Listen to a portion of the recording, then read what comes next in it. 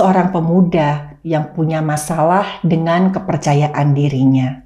Satu-satunya tempat di mana pemuda ini merasa nyaman ketika dia berkumpul dengan teman satu tongkrongannya yang terdiri dari 3 orang laki-laki teman satu komplek. Tahu nggak? Kita tuh bisa loh beli senjata api di toko online semudah membeli baju. Si pemuda merasa tertarik dengan kata-kata temannya ini. Seandainya dia punya senjata api, pasti gak akan ada lagi orang yang berani menganggap dirinya remeh. Suatu hari di sebuah rumah, ada seorang pemuda yang ditemukan tewas bersimbah darah di kamarnya.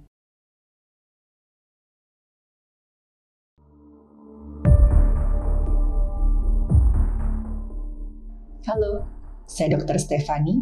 Saya seorang dokter spesialis forensik dan saya melihat apa yang tidak semua orang lihat. Halo, balik lagi di channel Dr. Stefani. Sebagian orang mengira dengan mereka punya senjata, mereka jadi lebih kuat dan gak terkalahkan. Dan gara-gara ini, mereka sering ngerasa mereka bisa bertindak semena-mena sama orang lain. Padahal, yang namanya senjata awalnya kan diciptakan untuk melindungi manusia. Tapi kalau jatuh ke tangan yang salah, yang ada cuman malapetaka. Kasus ini adalah salah satu contohnya. Ada seorang pemuda yang punya masalah dengan kepercayaan dirinya. Sebenarnya latar belakang pemuda ini, dia berasal dari keluarga yang cukup mampu. Meskipun ayahnya sudah meninggal dunia ketika dia kecil, ibunya punya usaha toko kelontong. Dan keuntungan yang didapat dari usaha ibunya itu cukup untuk menyekolahkan si pemuda ini sampai perguruan tinggi. Tapi sayangnya, tanpa sadar si ibu ini sering banget membuat anaknya merasa minder. Ibu ini sering sekali bilang sama anaknya, "Kita ini orang kecil, ibu cuman punya toko, kamu harus tahu diri." Dan gara-gara ini, waktu si anak mulai kuliah, dia merasa selalu kurang dibandingkan teman-teman kampusnya yang seakan-akan tuh lebih mampu. Padahal sebenarnya teman-teman kampus si pemuda ini gak ada masalah berteman sama siapa saja. Tapi gara-gara si pemuda ini sudah minder duluan, dia jadi sering rendah diri dan lama-lama teman-temannya itu risih. Dan satu persatu mereka mulai menjauh. Satu-satunya tempat di mana pemuda ini merasa nyaman ketika dia berkumpul dengan teman satu tongkrongannya yang terdiri dari 3 orang laki-laki teman satu komplek. Mereka ini hobi main game online. Kadang-kadang mereka nongkrong di pos ronda atau di warung kopi 24 jam yang ada wifi gratis. Pemuda ini dianggap sebagai pentolan di skuadnya mereka karena dia cukup jago waktu main game online. Setiap kali main game, pemuda ini merasa kepercayaan dirinya itu meningkat karena dia merasa kuat dan ya dianggap jago sama teman-temannya. Pemuda ini dan teman-temannya kadang-kadang berhayal, gimana ya kalau di kehidupan nyata mereka itu bisa sekuat dan sejago tokoh di game online. Sampai suatu hari, salah seorang teman si pemuda ini bilang, "Ya kalau punya senjata api, siapa saja juga bisa jadi jagoan." Dan teman yang lain menanggapi, tahu nggak? Kita tuh bisa loh beli senjata api di toko online semudah membeli baju. Gak perlu tuh yang namanya ngurus surat-surat, tes kejiwaan. Pokoknya ada uang, ada barang. Si pemuda merasa tertarik dengan kata-kata temannya ini. Dia mulai berhayal, seandainya dia punya senjata api, pasti gak akan ada lagi orang yang berani menganggap dirinya remeh. Dan diam-diam, si pemuda ini mulai terobsesi ingin memiliki senjata api. Dia mencari informasi di internet tentang jual beli senjata api ilegal. Sampai suatu hari, dia bertemu dengan seorang laki-laki yang menjual senjata api jenis revolver yang katanya bekas milik pihak yang berwenang. Karena harga senjata ini cukup mahal, pemuda ini berbohong sama ibunya. Dia bilang dia perlu uang untuk keperluan kampus. Dan tanpa pikir panjang demi masa depan anaknya, ibunya pun memberikan uang itu. Ibunya nggak tahu kalau uang itu akan digunakan untuk membeli senjata api ilegal.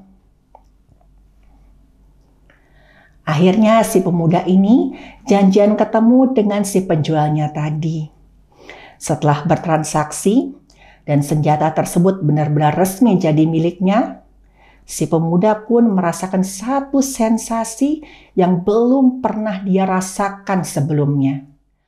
Begitu dia memegang pistol itu, dia merasa kuat, percaya diri, dan seolah tidak takut akan apapun. Setelah itu si pemuda ini menyembunyikan pistolnya di lemari pakaian kamarnya. Tapi kadang-kadang dia juga bawa itu di tasnya saat dia pergi ke kampus. Dan dengan begitu dia merasa jauh lebih percaya diri. Pemuda itu beranggapan siapa punya pistol, dia punya kuasa. Suatu hari di sebuah rumah ada seorang pemuda yang ditemukan tewas bersimbah darah di kamarnya.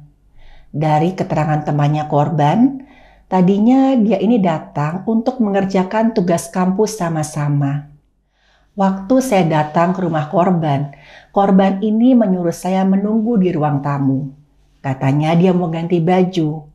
Waktu saya lagi nunggu, tiba-tiba saya dengar suara letusan dari kamarnya.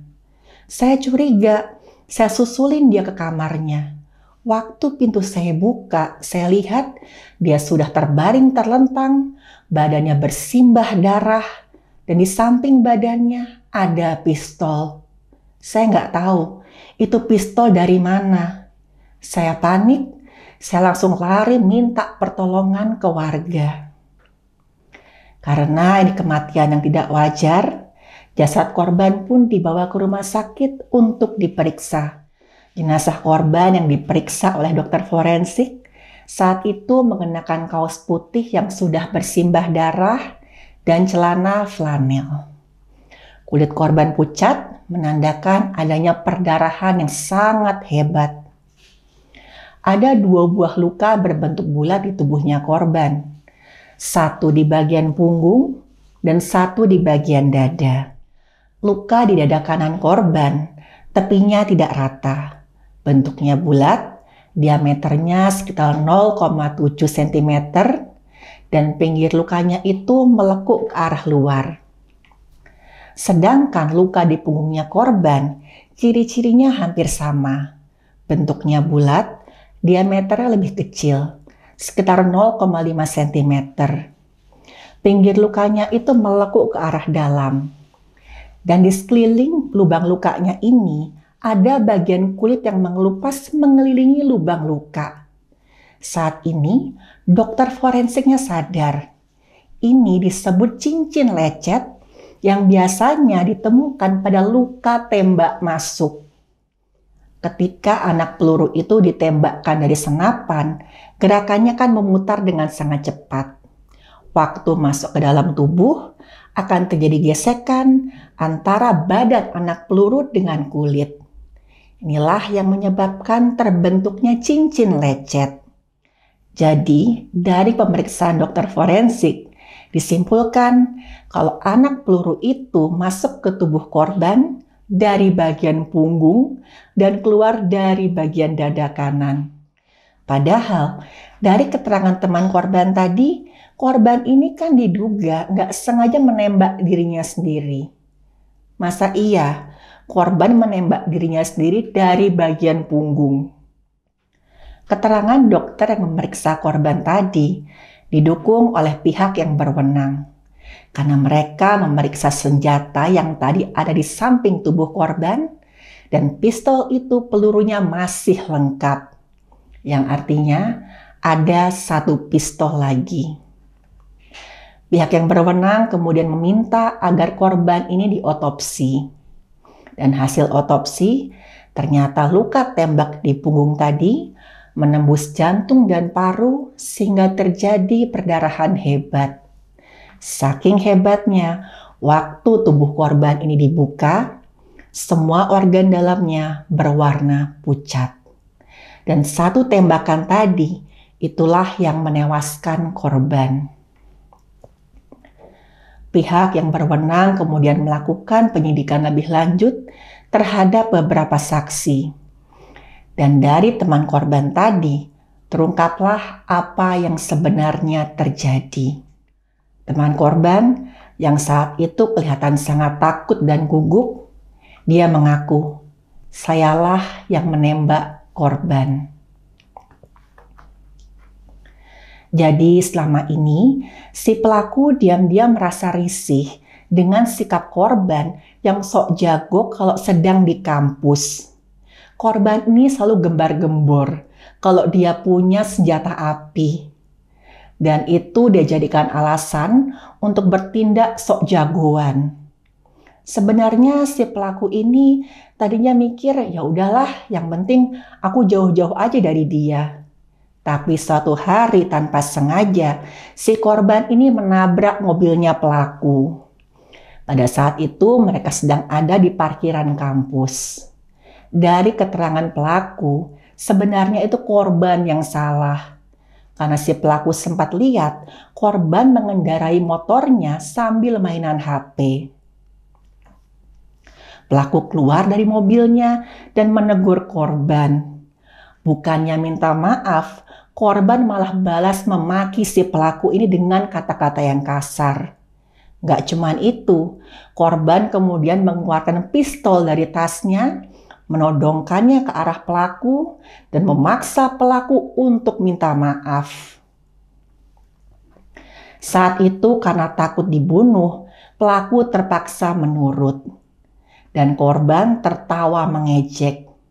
Korban bilang, "Hah, anak orang kaya apaan? Ditodong pistol aja ciut."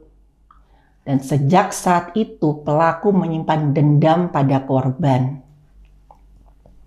Orang tua pelaku juga memiliki senjata api yang disimpan di rumah keluarga mereka. Dan pelaku berniat akan menggunakan senjata milik orang tuanya itu untuk membalas dendam. Pelaku diam-diam mulai mengintai korban. Pelaku berhasil mendapatkan tempat tinggal korban dan dia juga tahu bagaimana rutinitas korban. Pelaku tahu kalau korban ini cuma tinggal berdua dengan ibunya. Setiap hari ibu korban ini berangkat pagi-pagi, lalu baru pulang menjelang malam. Yang itu berarti sepulang kuliah, korban ini sering sendirian di rumahnya sampai malam hari. Di hari yang sudah ditentukan oleh si pelaku, dia datang ke rumah korban dan berpura-pura bertamu untuk mengganti kerusakan di motornya korban. Semua itu dia lakukan agar dia bisa masuk ke dalam rumahnya korban. Padahal saat itu pelaku sudah menyiapkan pistol milik orang tuanya yang akan dia gunakan untuk membalaskan sakit hatinya. Tanpa curiga, korban kemudian mempersilahkan pelaku masuk ke rumah. Saat korban masuk ke rumah dan pintu ditutup, pelaku langsung menodongkan pistolnya ke arah korban. Kata pelaku, "Saya tuh nggak bermaksud menembak korban. Saya tuh cuma ingin korban ini ganti minta maaf ke saya. Rencana saya sebenarnya waktu dia memohon ampun, dia minta maaf ke saya, itu mau saya rekam, lalu saya sebarkan di grup kampus supaya dia ganti mendapat malu." Pelaku pun menggiring korban masuk ke kamarnya. Pelaku kemudian menyuruh korban berlutut dengan kedua tangan di atas kepala dan menghadap ke tembok. Waktu itu sebenarnya pelaku lagi mencari ponsel yang sudah dia simpan di kantongnya. Otomatis dia memegang senapannya tadi dengan tangan kanan. Tiba-tiba saja pistol di tangan kanannya meletus dan korban tergeletak bersimbah darah. Pelaku tanpa sengaja sudah menembak korban. Waktu melihat korban ini meregang nyawa, pelaku panik. Dia pun mencoba memanipulasi TKP agar seolah-olah korban ini tertembak karena kecelakaan. Dia mengambil tas ransel korban, di mana di situ ada pistol milik korban, dan diletakkan di samping tubuh korban yang sudah meninggal dunia. Setelah itu, pelaku pura-pura berteriak minta tolong agar warga berdatangan. Dan hasil olah TKP didapatkan ada anak peluru yang saat diperiksa memang benar itu berasal dari pistol milik orang tuanya pelaku. Dan pelaku pun harus mempertanggungjawabkan perbuatannya di depan hukum. Dari kasus tadi kita bisa melihat bagaimana bahayanya sikap sombong dan sok jagoan. Sikap sok jagoan cuman akan membawa kehancuran. Karena si korban tadi kan dia merasa lebih kuat. Cuman gara-gara dia punya senjata api. Tapi dia lupa, di atas langit pasti ada langit. Ya makanya, sikap sombong itu nggak ada gunanya. Pistol tidak pernah membunuh orang. Manusialah yang membunuh sesamanya. Sekian episode kali ini. Sampai ketemu di episode berikutnya.